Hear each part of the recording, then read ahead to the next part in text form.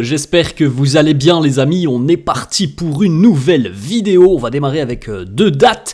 Alors déjà, premièrement, il y a 10 ans, jour pour jour, Cristiano Ronaldo dépassait officiellement le record du nombre de buts inscrits par Raúl du côté du Real Madrid. Et puis on rappelle encore une fois, ça fait toujours plaisir de le rappeler, Cristiano, c'est 451 buts en 438 matchs du côté du Real. C'est un bilan exceptionnel, hallucinant tout simplement. Plus d'un but par match marqué par la légende CR7. Autre date, un petit peu plus récente, les amis, il y a 3 ans, jour pour jour, Karim Benzema remportait le Ballon d'Or après une année exceptionnelle avec le Real, où il a été l'un des grands artisans du nouveau sacre merengue en Ligue des Champions. On enchaîne les amis avec les unes des quotidiens madrilènes. Le quotidien AS qui titre Gilberto Mora, Barro Vigilancia. Alors le Real, comme d'autres grands clubs d'ailleurs, notamment le Barça, mais aussi de gros cadors de Première Ligue, plusieurs clubs intéressés par le jeune crack mexicain Gilberto Mora, que l'on a vu performer d'ailleurs avec le Mexique lors de cette Coupe du Monde U20, un joueur très fin techniquement, avec une très bonne vision du jeu, une aisance assez impressionnante à l'âge de 17 ans. Donc affaire à suivre, le Real est très intéressé par le profil du jeune joueur.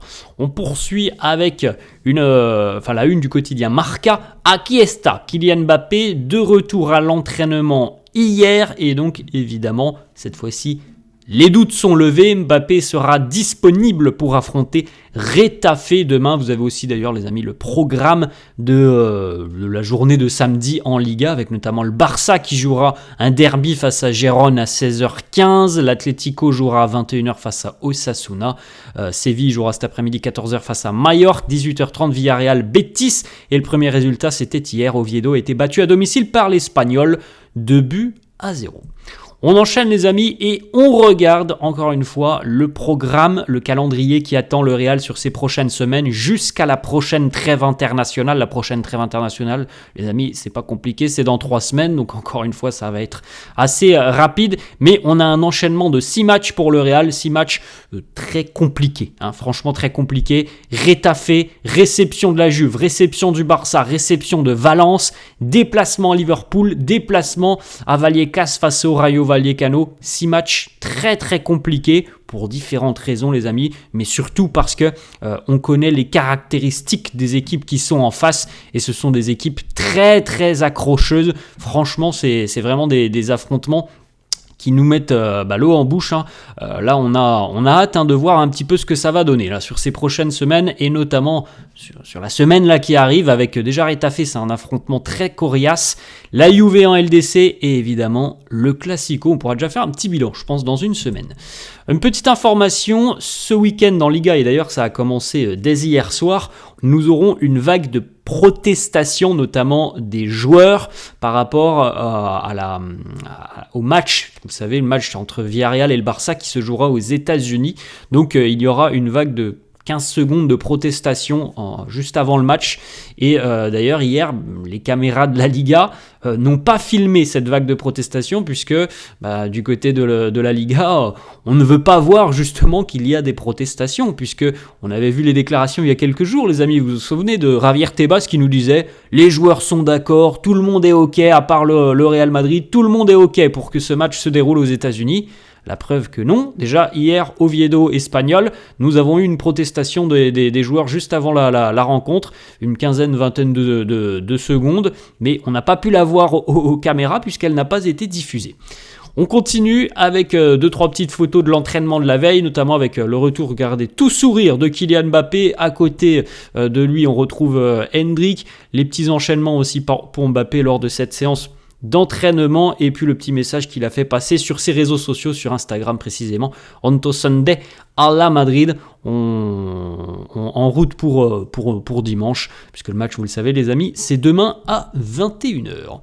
Petite stat qui concerne Mbappé, Arda Güler cette saison, c'est assez Impressionnant d'ailleurs comme statistique. Vinicius aussi, j'avais oublié. Le trio Mbappé, Vini, Arda qui a marqué 22 des 26 buts madrilènes cette saison. Ça fait 85% des buts inscrits par le trio du Real. Petite grosse dépendance évidemment au secteur offensif. Alors je pense quand même que ça descendra peut-être un petit peu la moyenne. Si on regarde cette moyenne dans 3-4 mois, je pense que ça descendra peut-être un petit peu quand même, parce que 85% c'est quand même assez énorme, mais ça veut dire aussi que d'autres joueurs, quelques milieux de terrain, on n'avait pas par exemple un joueur comme Bellingham qui est capable lui de marquer, on a un Fede Valverde qui pas très en forme, et on l'a vu, il est toujours capable de marquer, il l'a pas beaucoup fait depuis le début de saison, mais je pense que le ratio descendra peut-être un petit peu, peut-être aux alentours des 80, 75, 80 dans quelques semaines, lorsque l'échantillon de match sera plus important. Ensuite, petite photo aussi, regardez, Back with a Smile, le retour avec le sourire pour Alvaro Carreras, Jude Bellingham et Franco Mastantuono, la connexion anglo-argentine. Petite information aussi, José Antonio Reyes a participé hier à la séance d'entraînement avec l'équipe première. Fils de José Antonio Reyes, vous le connaissez peut-être, son papa qui était ancien joueur. Donc voilà, le jeune José Antonio Reyes qui était présent à l'entraînement hier avec l'équipe première. Information du quotidien AS qui concerne Dean Huijsen. Normalement, Dean Huijsen ne sera pas disponible pour affronter Retafe demain. Bon, on a déjà évoqué le cas Huijsen hier, je crois, les amis, et je vous ai dit, moi, le ressenti, c'est que depuis 3-4 ans maintenant que je fais cette chaîne, c'est pas la première fois que je vois ce genre d'infos. Oh, il va revenir au bout d'une semaine, c'est rien, c'est pas grave.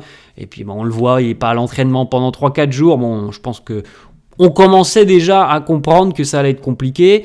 Il est même incertain visiblement pour le match face à la Juventus, donc on peut comprendre, les amis, que il est incertain aussi pour le Classico. Voilà, il faut en tirer les conclusions déjà à l'heure actuelle. Dean Huijsen, on ne sait pas s'il sera là dans une semaine. Voilà, point final, c'est les informations que l'on a aujourd'hui. D'ailleurs, les amis, on aura peut-être plus d'informations aujourd'hui avec la conférence de presse de Xabi Alonso, puisque c'est veille de match aujourd'hui, donc conférence de presse, je crois, qui est prévue en début d'après-midi. Ensuite, autre information, mauvaise nouvelle pour le Real, nouvelle blessure, c'est pas en défense cette fois-ci. Bon, ça change un petit peu. Dani Ceballos est forfait pour la rencontre face à Retafe demain. Il est aussi incertain avant le match face à la Juventus. Surcharge musculaire pour Dani Ceballos. Normalement, information AS, les amis, mais bon, on attendra encore une fois une confirmation peut-être de Xabi Alonso dans le courant de la journée. Normalement, Dani Ceballos, c'est quand même pas trop grave et il devrait être de retour à temps pour le Classico. On peut jeter un petit coup d'œil, les amis. Voici les joueurs qui seront absents demain face à Retafe. Encore une fois, toute la ligne défensive est impactée. Huijsen, Trent, Carvajal, Rudiger, Mendy, Ceballos. On l'avait évoqué aussi, les amis. Alors, on devrait normalement avoir des retours pour le Classico la semaine prochaine. Mais bon, comme on l'a déjà évoqué, il faut des joueurs aussi qui puissent quand même avoir un petit peu de minutes dans les jambes avant d'affronter le Barça. Donc, on espère quand même qu'on aura des informations aujourd'hui de la part de Xabi Alonso et qu'on puisse évoquer, pourquoi pas, un retour de Carvajal et de Trent, ce qui est annoncé quand même depuis près de 3 semaines. Là, en début de semaine, quand même, qu'il puisse avoir aussi des minutes face à la Juventus, parce que je sais pas, comme je l'ai déjà évoqué, mais je sais pas si c'est la bonne idée d'aligner en tant que titulaire Carvajal ou Trent, l'un des deux, je sais pas, face au Barça, quand ça fait près d'un mois et demi que tu n'as pas joué. Je sais pas si c'est une bonne idée, donc ça serait bien quand même qu'ils reviennent. Évidemment, ça dépend du corps médical, mais ce serait bien qu'ils reviennent en début de semaine, parce que s'ils sont pas là face à la Juve, je trouve que c'est quand même plus compliqué de les aligner en tant que titulaire pour un Classico. Ensuite, on a 2 déclarations du côté de Retafe. On connaît très bien l'entraîneur José Bordalas. Il nous dit le Real, c'est le Real, c'est toujours les meilleurs au monde. Comment stopper Kylian Mbappé? Il nous dit Mbappé est fantastique, c'est l'un des meilleurs au monde. On sait que c'est très très compliqué de stopper un joueur comme lui. Alors, on verra, les amis, quelle sera la méthode adoptée par José Bordalas et ses hommes demain.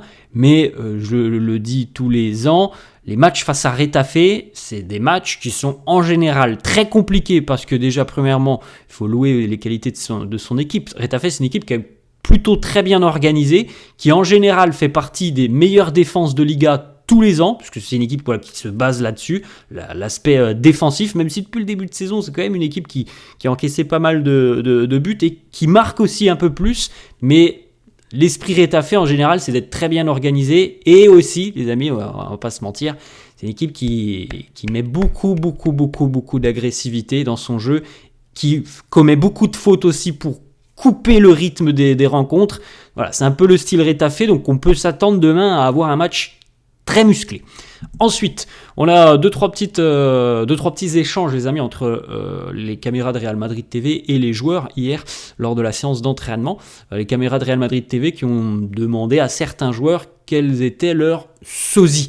Réponse de Thibaut Courtois qui nous dit Djokovic. C'est vrai, les amis, que voilà. Il y a une légère ressemblance entre Thibaut et Novak Djokovic. Je pense que c'est dû aussi beaucoup à la coupe de cheveux. Hendrik, lui, nous a répondu 50 Cent. C'est vrai, on peut avoir aussi une petite ressemblance entre Hendrik et 50 Cent. Mastantono qui nous dit évidemment Eminem. Ils m'appellent tous Eminem ici. Ensuite, les amis, petite photo. Jude Bellingham, très heureux de porter ses nouvelles Predator signatures, puisque Adidas a sorti des nouvelles Predator spéciales Bellingham avec le petit logo de Jude que l'on retrouve sur ses crampons. On poursuit avec une petite information, les amis, qui concerne la valeur marchande d'Arda Güler. C'est un exemple d'ailleurs de ce que le Real veut mettre en place au niveau de la politique des jeunes. Il a été signé pour 20 millions en 2023. La valeur à l'heure actuelle de Arda Güler a triplé. Il est estimé à l'heure actuelle à 60 millions d'euros et c'est aussi pour ça que le Real a envie, par exemple, de faire revenir un joueur comme Nico Paz l'année prochaine, parce que déjà que sa valeur a augmenté depuis la saison dernière, le Real a envie véritablement de le faire revenir l'année prochaine, parce que sinon on peut imaginer que sa valeur va continuer à augmenter, et donc ça sera entre guillemets plus un bon coup, parce que tu pouvais l'avoir à 10 millions d'euros, tu l'auras peut-être à 40, 50 dans 1 ou 2 ans, donc c'est plus tout à fait la même chose, même si on rappelle que le Real a conservé les droits sur le joueur. Ensuite, une petite stat, les amis, la saison dernière, Kylian Mbappé, Jude et Vinicius ont marqué 81 buts et délivré 39 passes décisives au total, mais lorsque ce trio a démarré la saison dernière, seules 17 victoires en 30 matchs. Donc c'est un bilan d'un peu plus de 50% de victoires, ce qui est quand même assez fou. Et lorsque le trio a démarré, le Real concède 1,6 buts par match. Le challenge pour Xabi Alonso, c'est de réussir à maintenir un équilibre dans cette équipe lorsque les trois stars sont alignés sur le terrain. Alors, évidemment, on peut tirer des conclusions de ces informations, mais je pense qu'on n'a pas tout à fait les mêmes données que l'année dernière, dans le sens où l'année dernière, on avait une équipe qui était complètement déséquilibrée. Je pense que c'est moins le cas cette saison. Je ne dis pas que c'est parfait, mais je pense que c'est moins le cas cette saison. Et je pense aussi que l'année dernière, on avait, entre guillemets, moins d'assurance dans notre jeu, où on était quand même un peu perdu, sans véritable identité. On était véritablement, je trouve, sur une fin de cycle avec Carlo. Là, c'est quand même l'inverse. On est toujours en train de rechercher, de peaufiner ce que l'on peut faire de mieux pour avoir et trouver cette véritable identité, même si on voit quand même bien la ligne directrice de Xabi Alonso. Un foot basé quand même sur la possession, l'agression entre guillemets dans le bon sens du terme, les amis, hein, d'aller récupérer le ballon rapidement. Donc on voit quand même plutôt ce que veut faire Xabi Alonso, même si on le répète, les amis, c'est pas encore la version 100%, la version optimale du Real. Ensuite, on peut jeter un petit coup d'œil, les amis, comment le Real pourrait être aligné et présenté par Xabi Alonso avec ce retour de Bellingham. Donc, on va espérer quand même, là, on verra bien demain, mais on va espérer quand même que Bellingham, cette fois-ci, soit de retour à 100%. Ça fait à peu près un mois maintenant, peut-être un petit peu plus même qu'il est de retour. On l'a vu avant la trêve, notamment le match face à l'Atlético, il n'était pas à 100%. Bon, c'est compréhensible aussi après cette blessure assez sérieuse, enfin, cette opération qu'il a subie au niveau de l'épaule. Donc là, on va considérer qu'il est de retour à 100%, et voilà comment le Real pourrait s'articuler avec ce retour de Bellingham, puisqu'évidemment, ça change un petit peu la donne. Ça veut dire que forcément, les amis, il y a un joueur qui était régulièrement titulaire qui va aller sur le banc. Donc voici les différentes compositions d'équipe selon le quotidien AS. Ensuite, on peut jeter un petit coup d'œil, les amis, l'équipe U20 du Real selon Marca. Alors, regardez, il y a quand même beaucoup de qualité. Alors, on a déjà des joueurs qui sont avec l'équipe première, notamment, c'est surtout offensivement, avec Massantono, Güler, Hendrick, mais on a aussi d'autres noms que l'on connaît assez bien, comme Thiago Pitars, que l'on a découvert notamment cet été, le jeune Chema qui évolue du côté de Stuttgart, et puis en défense, on a des joueurs aussi que l'on connaît assez bien, Huyson, Jacobo Ramon, Aguado, Jesus Fortea, latéral droit, et le jeune gardien aussi, Fran Gonzalez, et puis Sestero, le milieu de terrain, on en a parlé il y a 2-3 jours de Sestero, qui a été qualifié par Alvaro Arbeloa, entraîneur de la réserve, comme le plus grand talent du football espagnol au poste de numéro 6. Le joueur parfait selon Zizou. Alors, Zizou, il nous a dit le pied gauche de Zidane, le pied droit de Zidane, la tête de Zidane. Ensuite, il nous dit la force d'Ibrahimovic, la qualité de dribble de Del Piero, les buts de Ronaldo ou de Cristiano, la vision de Zizou, les frappes lointaines de Luka Modric, les actions préparées de Del Piero, Platini et Pirlo, la force des duels de Thuram et le leadership de Toni Kroos. 2 informations, les amis, qui concernent le Classico qui approche dans une semaine. Les ventes de billets ont été vendues hier en moins de 5 minutes pour les socios. Ça allait très vite, hein. Évidemment, il y avait une demande assez importante, donc ça a mis 5 minutes afin de vendre les billets. Et puis une petite déclaration aussi de Hansi Flick, l'entraîneur du Barça, hier en conférence de presse. Vous l'avez vu, le Barça joue cet après-midi. Hansi Flick qui doit composer aussi avec une équipe qui a pas mal d'absences. Il nous dit, le plan, c'est que Rafinha soit prêt pour le Classico.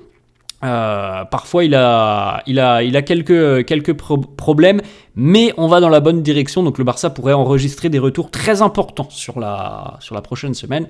On parle de Rafinha, on parle de Lamine Yamal, donc évidemment c'est quand même plutôt une bonne nouvelle pour le Barça si les 2 joueurs sont là, et évidemment s'ils ne sont pas là, c'est plutôt une bonne nouvelle pour le Real. On verra bien la semaine prochaine. Voilà les amis, la fin de cette vidéo, j'espère que ça vous a plu. N'hésitez pas comme d'hab à lâcher un petit pouce bleu. Merci à tous ceux qui le feront, n'hésitez pas non plus à vous abonner à la chaîne. Je vous souhaite une très bonne journée et je vous dis à demain. Ciao.